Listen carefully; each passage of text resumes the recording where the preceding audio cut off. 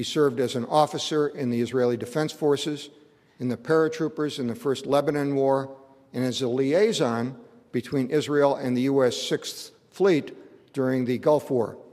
He was also an Army spokesman in the Second Lebanon War.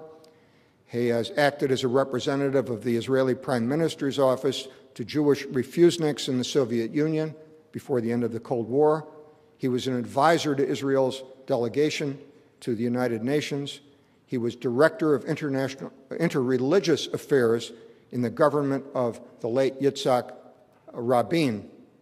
It is a great pleasure to introduce Michael Oren to talk on the Gaza crisis from an historical and personal perspective. Please join me in welcoming Michael Oren. Okay. Thank you. Bob, thank you for that warm, gracious, and cautionary introduction. I appreciate it. Good evening, everyone. I'm deeply pleased that so many people have come out tonight to hear my impressions of the recent Gaza conflict. I'm pleased that I'm here with my wife, Sally, my father, Lester, my nephew, and so many friends and colleagues. I'm honored to be following up in this series the lecture of Dennis Ross. The last time I was in this hall was to hear Dennis, and I sat in that seat.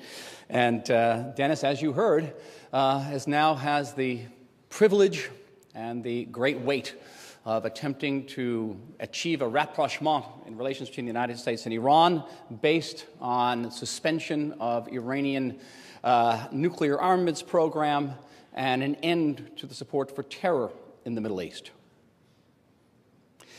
Invariably, wars in history become wars of history. The smoke, the dust around the Gaza conflict and in southern Israel have scarcely settled, and already commentators are hotly debating which side started the conflict, whether war crimes were committed, by which side, and who, if anybody, won in this crisis. Now, as one of those observers, I have been engaged in those discussions, and I, of course, have some strong opinions about them. But in analyzing the Gaza conflict, I find that I am more than just an observer.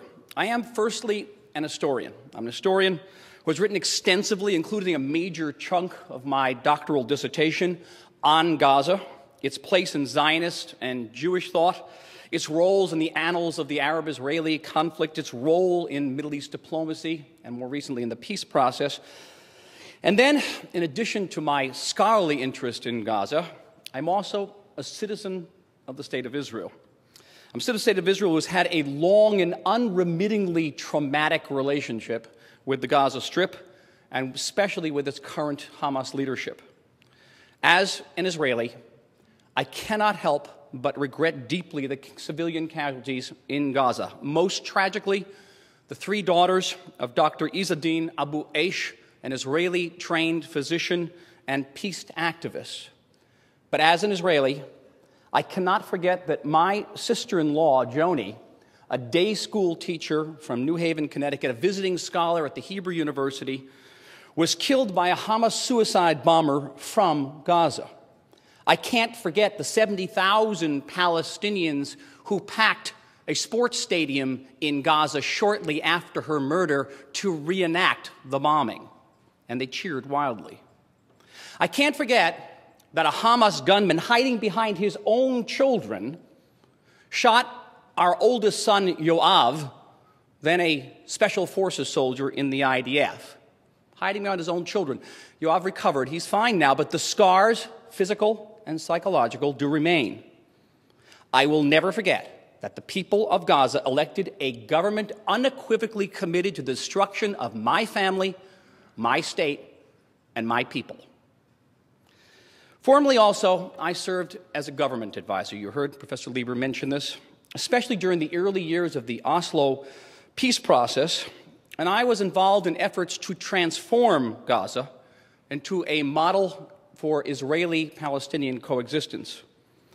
And finally, as many of you know, I am a soldier. I'm a 30-year veteran of the IDF. As a reservist, I fought in Gaza. I have taken part in the disengagement. I have served as an IDF spokesman in the recent conflict. Now, my purpose tonight, however, is not to abjure any of those perspectives, but rather to attempt to synthesize them for you into a more multi-layered analysis of what has transpired in Gaza. My goal is to place that crisis in an historical context, to explore its origins, and to question some of its more conventional assumptions. I will address the question of civilian casualties on both sides and answer the question of who, if anybody, won. Gaza. Gaza in Arabic, Azza in Hebrew, has a rich and complex history. It's situated on the Mediterranean coast in the historic interface between competing empires. Gaza was traditionally the scene of military strife as well as of cultural and economic interchange. Archaeologists working in Gaza have uncovered Egyptian mummies there, along with Roman temples and ancient synagogue floors. Once, as a soldier many, many years ago on patrol in Gaza, I noted out of the corner of my eye from my Jeep that in a trash heap, sticking out of a trash heap, was a beautifully carved ancient Greek column. I asked my buddies in the Jeep to cover me, and I went over and rescued the column from being trashed.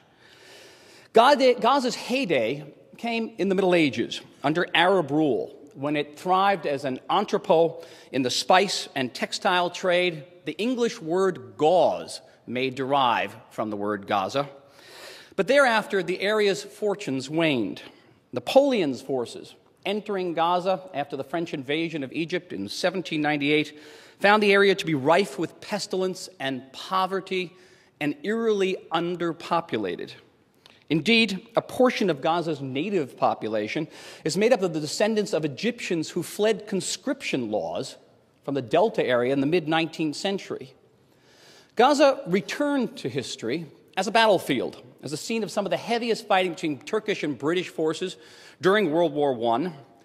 The victorious British worked to have Gaza incorporated into their mandate in Palestine, not because they saw Gaza as part of the future Jewish national home, but because Gaza guarded the northern approaches to the Suez Canal. And even then, the British decided not to erect a major base there because British engineers determined that the area simply did not have enough water. The Zionists, moreover, were not so certain that they wanted Gaza. Judaism, historically, has had an ambivalent relationship with Gaza. It's home to the Philistines. It's a place where if you're a Hebrew hero, you're liable to get your eyes poked out. It's a place where Jewish defeats are shouted out in the streets. Jewish sources are divided over whether Gaza does or does not fall within the divinely delineated borders of the land of Israel, and the Zionists internalized that schism. Before the creation of the state, only one major Jewish settlement was made in the Gaza Strip, Kfar Darom, and it was abandoned during Israel's War of Independence. Zionist leaders did not object when the UN in 1947 placed Gaza within the confines of the proposed independent Arab state. But that Zionist indifference was transformed virtually overnight in the 1948 fighting with the flight of Palestinian refugees to Gaza, which expanded its population within a few weeks from about 80,000 to over 200,000, and by the Strip's subsequent occupation by Egypt.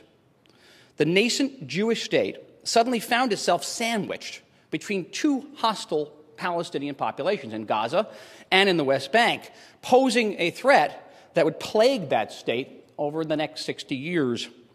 And for that very reason, Israel's first prime minister, David Ben-Gurion, seriously contemplated kicking the Egyptians out militarily from Gaza in 1948. Only the fear of British intervention on the side of the Egyptians dissuaded him. And then in 1951, secretly, Ben-Gurion probed the possibility of purchasing Gaza from the Egyptians. The Egyptians turned him down. Israel's problems with Gaza multiplied in the early 1950s with the emergence of the Fedayeen, Palestinian irregulars who were trained and financed by Nasserist Egypt. Fedayeen attacks deep within Israel triggered Israeli retaliations, many of them led by a controversial young officer by the name of Ariel Sharon. And those attacks and the retaliations contributed to the outbreak of the Second Arab-Israeli War in October 1956. The result of that conflict, Israeli forces occupied